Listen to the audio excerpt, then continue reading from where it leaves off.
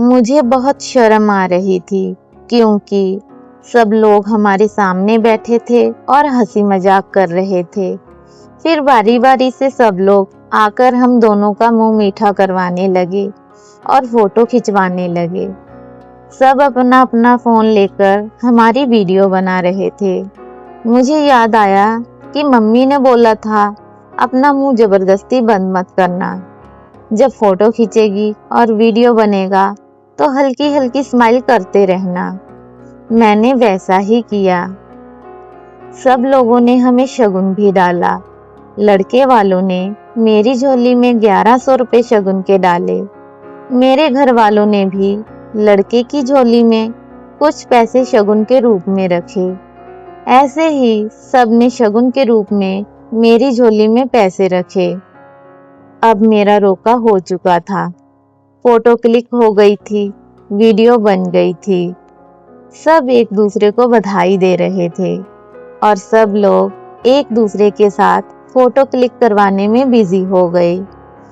मेरी मम्मी ने भी मेरी होने वाली सास के साथ फोटो करवाई, पर अभी भी मैं देख रही थी कि लड़का मेरी तरफ बिल्कुल नहीं देख रहा था।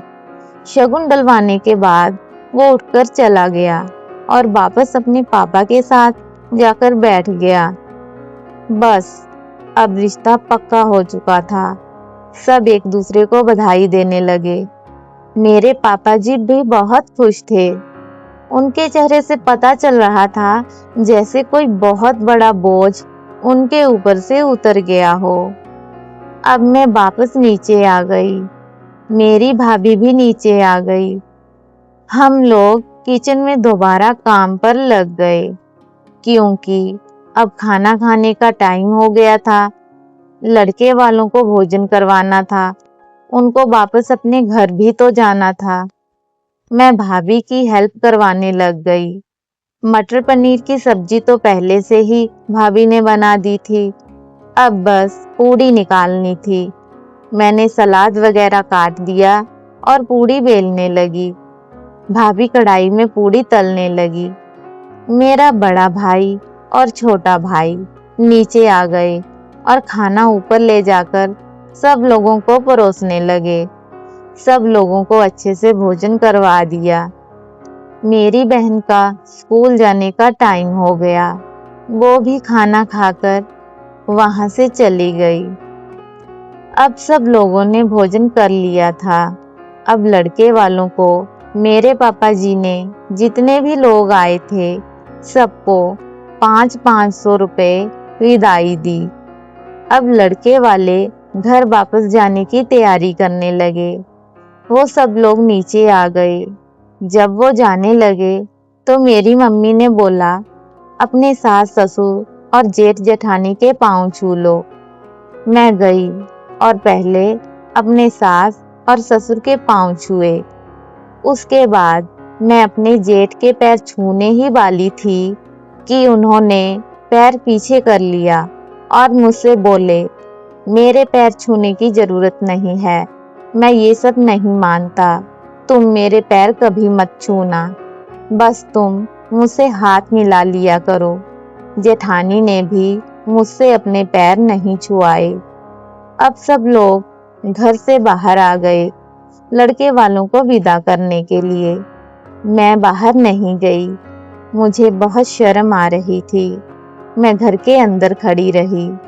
बाकी मम्मी, भाभी और दोनों भाई लड़के वालों को विदा करने के लिए बाहर चले गए।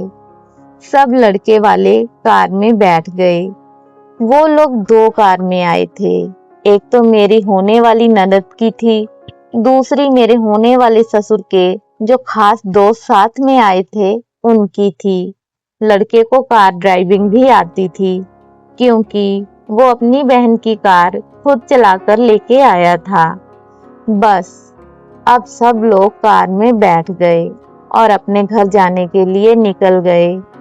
फिर मेरे घर के लोग भी अंदर आ गए। फिर आपस में लड़के वालों की बातें करने लगे और आगे क्या करना है सबके अपने अपने प्लान बनने लगे। मैंने हाँ तो कर दी थी, लेकिन अभी भी मैं थोड़ा कंफ्यूजन में थी। सोच रही थी कि लड़के वालों ने क्या मेरे दांत बाहर है इस पर ध्यान नहीं दिया। क्या मैं इन लोगों को ऐसे ही पसंद आ गई हूँ? पर अपने हाथों में लाल चूड़ी देखकर मुझे अच्छा लग रहा था। अब मैं उस लड़के के बारे में सोचने लगी थी। क्या लड़का सच में शर्मीला है या कुछ और बात है?